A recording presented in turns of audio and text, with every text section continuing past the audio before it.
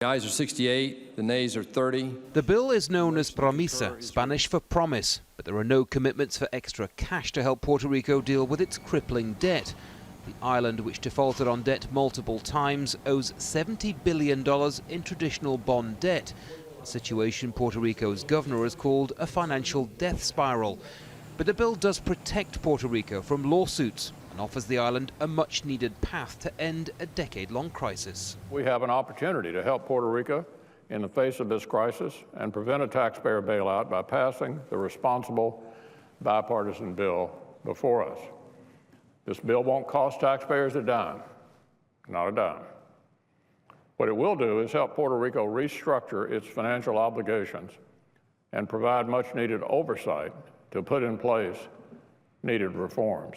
10 years of stagnation has already taken its toll on the island. Essential services like schools, hospitals and utilities have already been hit hard and face further severe cuts, and thousands are opting to leave for better prospects. Things have got so bad in Puerto Rico that officials here say they're receiving 1,000 families a month, all escaping the island's economic woes. But what worries Democrats is essentially the future of the island is now in the hands of a panel based here in the US, and that, they say, is undemocratic.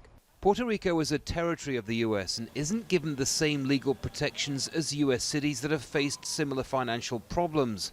The restructuring of its debt will now be overseen by politicians in Washington, and that worries some. We cannot and must not take away the democratic rights of the 3.5 million Americans of Puerto Rico and give virtually all power on that island to a 7-member board, which will be dominated, as it happens, by 4 Republicans. Puerto Rico's future remains uncertain. Despite the bill, it may still default on some of its debts.